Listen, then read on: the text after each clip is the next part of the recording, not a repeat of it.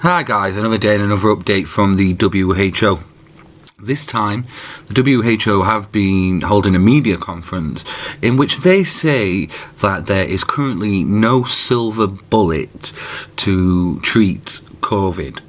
And they actually say that even though there are some vaccines that are now in stage 3 trials, they may never be a silver bullet to treat or vaccinate against COVID-19.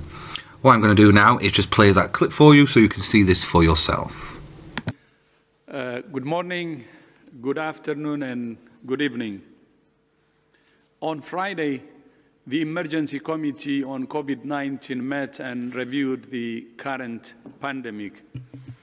It was a sobering moment coming 6 months on from when the committee advised and I agreed that the outbreak constituted a public health emergency of international concern.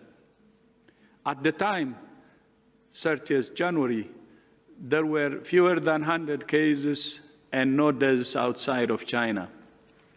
When the committee met 3 months ago, 3 million cases of COVID-19 had been reported to WHO and more than 200,000 deaths. Since then, the number of cases has increased more than fivefold to 17.5 million, and the number of deaths has more than tripled to 680,000. In addition to the direct toll COVID-19 is having, the committee noted the health impact that disrupted services are having on a range of other diseases. That compounds what we already know about reduced immunization coverage, cancer screening and care, and mental health services. A survey of responses from 103 countries between mid-May and early July found that 67% of countries report disruption in family planning and contraception services. More than half of countries reported disruption in antenatal care services, and more than a third of countries reported disruption in childbirth services. On top of the health impact, we have seen the damage COVID-19 has caused socially, economically, and politically. The committee put forward a number of recommendations for countries to continue to implement to bring the virus under control. These range from sharing best practice to enhancing political commitment and leadership for national strategies and localized response activities driven by science, data, and experience. We know from serology studies that most people remain susceptible to this virus, even in areas that have experienced severe outbreaks. Over the past week, we have seen several countries that appeared as though they were past the worst, now contending with fresh spikes in cases. However, we have also seen how some countries, regions, or localities that had a high number of cases are now bringing the outbreak under control. It's not easy, of course. Strict measures may cause their own problems for delivery of essential health services, the economy, and societies overall. The committee acknowledged that member states have tough choices to make to turn the epidemic around.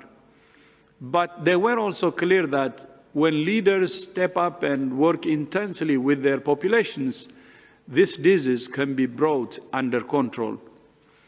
We learn every day about this virus, and I'm pleased that the world has made progress in identifying treatments that can help people with the most serious forms of COVID-19 recover. The committee recommended that countries engage in the Access to COVID-19 Tools Act Accelerator, participate in relevant clinical trials, and prepare for safe and effective therapeutics and vaccine introduction. A number of vaccines are now in phase 3 clinical trials, and we all hope to have a number of effective vaccines that can help prevent people from infection. However, there is no silver bullet at the moment, and there might never be.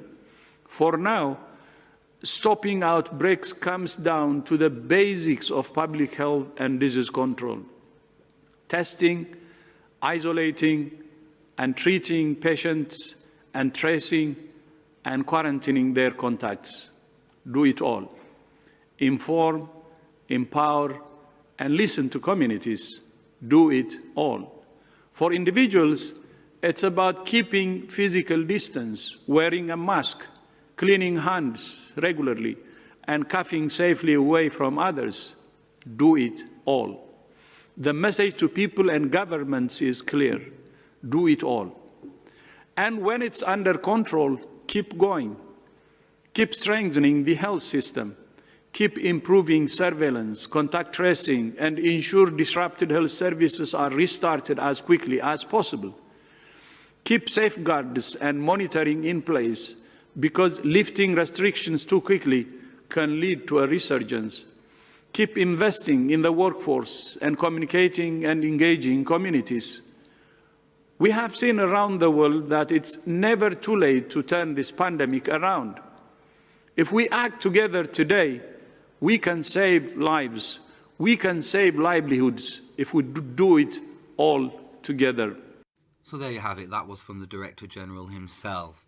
As he says, there may never be any silver bullet for COVID-19. He did put some advice and guidelines out there that we're all now familiar with, i.e. social distancing, wearing masks, things like that. It may be that we have to deal with this issue now for a long time to come. For me personally, it is getting a little bit tiresome. I know we're all feeling that at the minute. The UK are dealing with this in different ways. They're now looking at localised lockdown, i.e. what's happening in Manchester and other certain areas. They're also looking at asking over 50s to self-isolate if it does become worse. And they're also looking at asking the pubs to close so we can open the schools. I have children myself, and I believe schools are more important than pubs, but that's just me. As this is a debate channel, if you are new to the channel, please subscribe. Leave your comments below. Let's debate this. How are you feeling at the moment? What's going on in your lives? And what do you think about this latest news? And as ever, look out for more videos coming out soon.